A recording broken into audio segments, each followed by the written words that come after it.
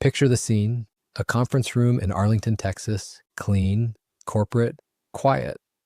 A few executives shuffle papers, analysts dial in, and Wall Street investors prepare for another predictable earnings call from America's largest homebuilder, D.R. Horton. For 22 straight years, this company has been the machine behind 1 in every 7 new homes built in the United States. They don't predict the market, they are the market. Nobody expected what came next, because on this ordinary Thursday morning, the nation's biggest builder broke character. They revealed the kind of truth that companies usually bury, a truth so severe it wiped billions off the home builder sector in a single day, and exposed the cracks forming underneath America's most overvalued housing market since the great financial crisis. This was the moment the facade broke. The warning. The call began normally: charts, margins, supply chain updates. But then CEO Paul Romanowski dropped a number so alarming that analysts stopped taking notes mid-sentence. Gross profit margins had collapsed from 24% down to 21.8%.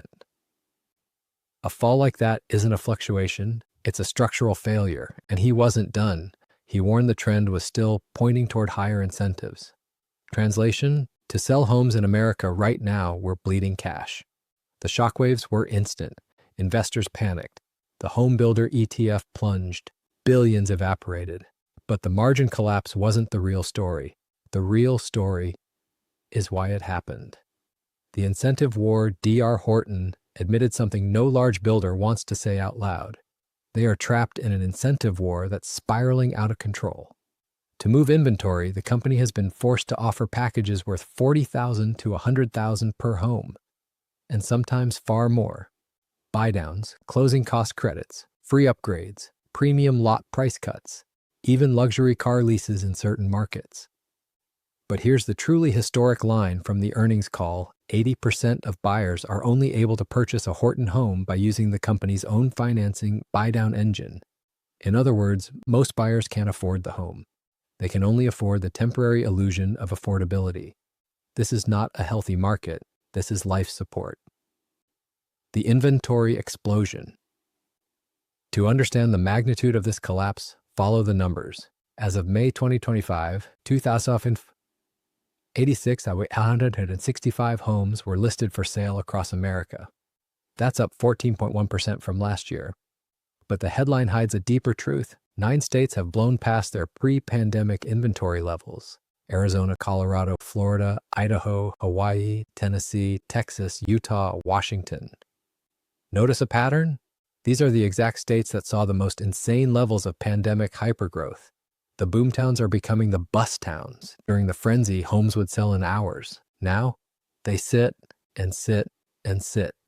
Median days on market are rising more quietly, varying from 28 days to 33 days. A subtle shift, but catastrophic in scale. It's the difference between panic buying and buyer hesitation, between bidding wars and price reductions, between a bubble inflating and a bubble deflating. The shadow inventory nobody is talking about. Builders are sitting on something even more dangerous: shadow inventory.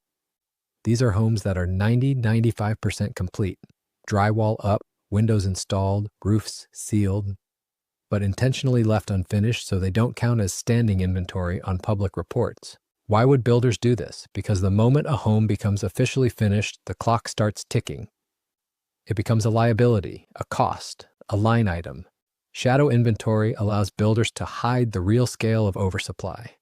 And insiders know the numbers being reported publicly are nowhere near the true volume of housing sitting in limbo. This is how markets implode quietly, then all at once. The affordability death spiral. Now we arrive at the heart of the crisis. The income required to qualify for the median U.S. home has skyrocketed to $144,000 per year. That's double the requirement from 2019. Meanwhile, 30-year mortgage rates hover around 6.2%. The median home price is $441,526. Over 80% of current owners have locked-in rates below 6%. Nearly 25% have rates below 3%. This creates the most dangerous phenomenon in real estate: the lock-in effect. Homeowners cannot afford to sell. Buyers cannot afford to buy. So the market freezes, but inventory keeps rising. It's a slow motion pileup. The psychology of a collapse.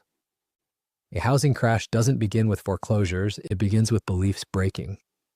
And right now, buyers believe prices will fall, rates will fall, inventory will rise, builders will panic, better deals are coming. That belief changes everything. Buyers who would have pulled the trigger 2 years ago now sit on the sidelines. This creates a psychological death spiral. Incentives increase. Buyers wait. Sales slow. Inventory builds. Builders panic. Incentives increase further. Prices fall. Buyers wait even more. You cannot reverse this loop with optimism. You can only break it with capitulation. The Fed can't save you this time. In 2008, the Federal Reserve had a nuclear option: slash interest rates to zero. Today, their hands are tied by inflation. Even the most aggressive forecasts suggest rates may only fall to 5.96.2% by late 2026. That's not relief. That's a Band-Aid on a severed artery. Meanwhile, the government is now floating a desperate idea: 50-year mortgages. When a country starts stretching debt over half a century, it means something fundamental has broken. This isn't affordability, this is desperation. The regional collapses. Let's go deeper, state by state. Florida. The epicenter of the implosion. Florida is now ground zero. Active listings, 3.06 million. There's a 4.9% annual surge. Builders in Tampa, Orlando, and Jacksonville are offering 40,000 plus incentives per home. Insurance premiums are exploding. Sea level risk is rising. Migration is slowing. The Florida frenzy is turning into the Florida fatigue. Texas. The inventory. Flood. Dallas and Austin have seen new listings surge over 100% in some areas. When supply doubles, prices don't bend, they break. Builders are in a race to the bottom, matching incentives in a spiral that resembles a financial knife fight. Arizona. The desperation market. Phoenix was once America's hottest housing market. Now builders are offering luxury car leases, premium lot discounts, up to $75,000 in incentive packages just to close a 30-day deal. This isn't a real estate market, it's a clearance sale. The real cost, $1 trillion threat. Let's zoom out. The U.S. housing market is now valued at $47 trillion. In 2008, it was $22 trillion.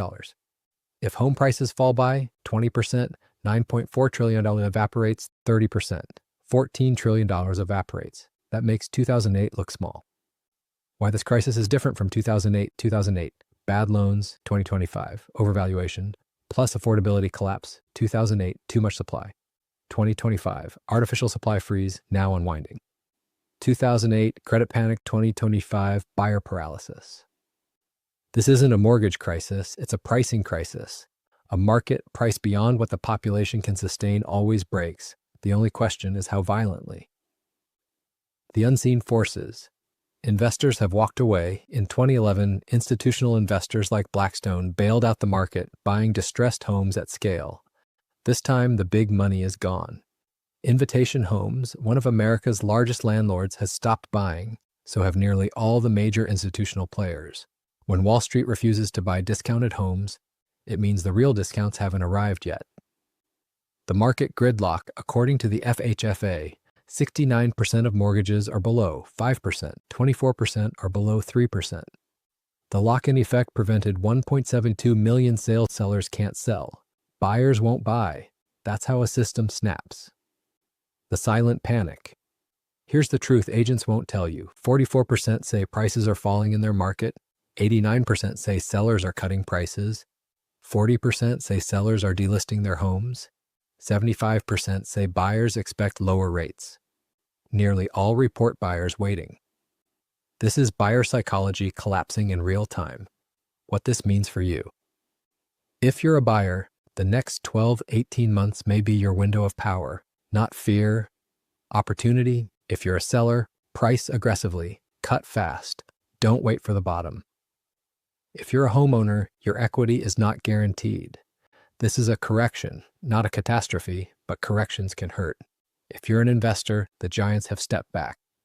This is your moment to move strategically. cash will dominate. The reset has begun. This is not 2008. This is something new, a market frozen by affordability, a buyer pool priced out of the game. Builders slashing margins, inventory, rising psychology, turning incentives, exploding faith collapsing. It's a slow-motion earthquake, but make no mistake, the ground is moving beneath us, and the Dr. Horton warning was the tremor before the real shock. This isn't fear, this is preparation.